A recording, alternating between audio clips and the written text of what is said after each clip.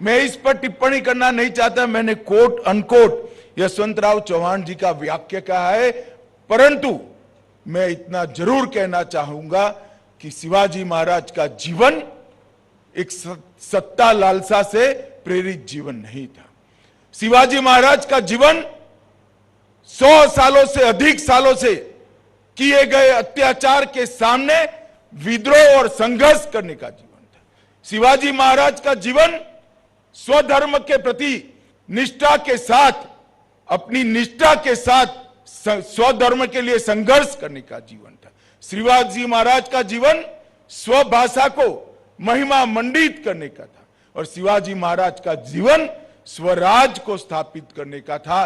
स्वराज को स्थापित कर कर उन्होंने पूरे उस कालखंड की दुनिया में एक संदेश भेजा था कि हिंदुस्तान पर इस प्रकार से कोई अत्याचार नहीं कर सकता, हिंदुस्तान की जनता को आप अपमानित नहीं कर सकते और हमें ये दैवत है, एक कौवत है कि इन अत्याचारों का हम सामना करेंगे, लड़ेंगे, मरेंगे, परंतु स्वराज प्राप्त कर कर रहेंगे। और शिवाजी महाराज का ये संदेश, शिवाजी महाराज का ये विचार उनके बाद भी सन 57 तक, 1857 तक दिखाई पड़ा। तो जो शुरुआत शिवाजी महाराज ने अपने जीवन में स्वराज की छोटी सी लड़ाई से शुरू की, 50 साल की आयु में एक बहुत बड़ा साम्राज्य बनाने का प्रयास किया, राज्याभिषेक भी हुआ, छत्रपति भी बने, हिंदवी स्वराज की स्थापना भी हुई, परंतु इसका परिणाम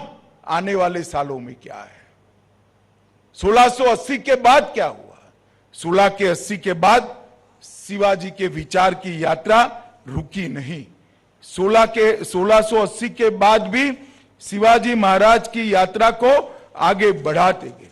उनके बाद छत्रपति संभाजी महाराज, छत्रपति राजाराम, महारानी ताराबाई, छत्रपति साहू पहले, छत्रपति रामराज, ये परंपरा आगे बढ़ी और पेशवाओं ने भी इस परंपरा को 1713 से लेकर 1818 तक पहुंचाया।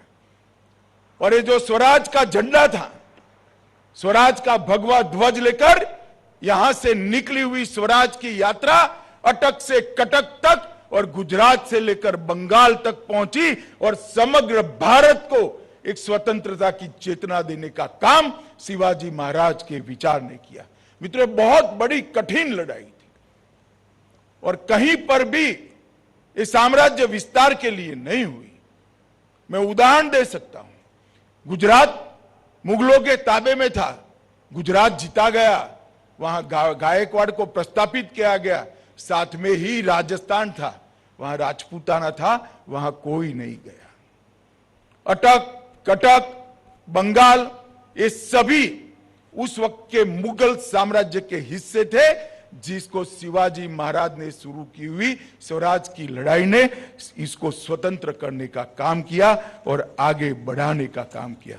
मित्रों, मैं आज फिर से एक बार कहता हूं कि उन्होंने चालू की हुई स्वराज की लिए संघर्ष आज भी चालू है।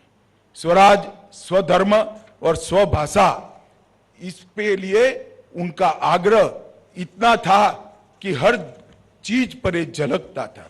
और शिवाजी महाराज की मुद्रा इसीलिए संस्कृत में बनाई गई और शिवाजी महाराज ने पंचांग शुद्धि के लिए भी ढेर सारे काम किए। स्वराज का मतलब क्या है?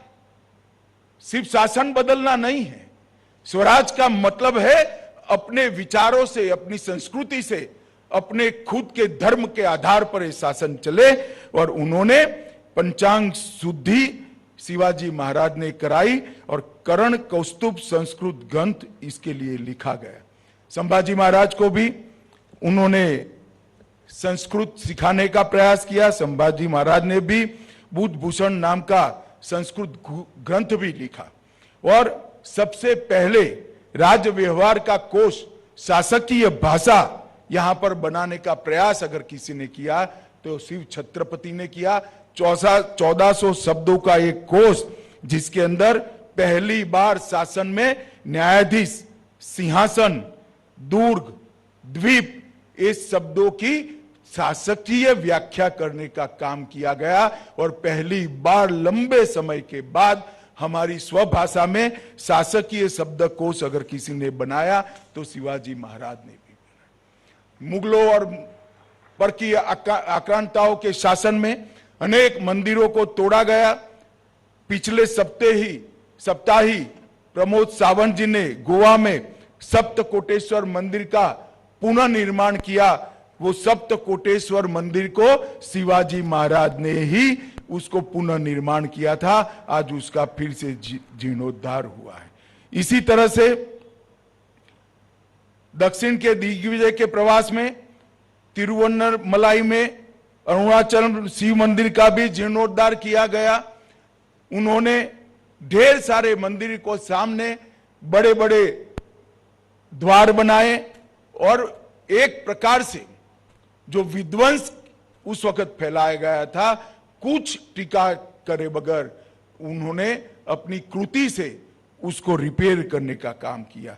और शिवाजी महाराज से लेकर बाजीराव, नाना साहेब, माधवराव और अंत में पुण्य श्लोक अहल्याबाई, ये परंपरा चालू रही और ढेर सारे मंदिरों की पुनर्निर्मिति की यात्रा शुरू हुई। वो पुनर्निर्मिति भी शिवाजी महाराज ने शुरू की थी और आज हमारे देश के प्रधानमंत्री भी इसको आगे बढ़ा रहे हैं। प्रभु श्री राम का मंदिर भी बन रहा है, काशी विश्वनाथ का कॉरिडोर भी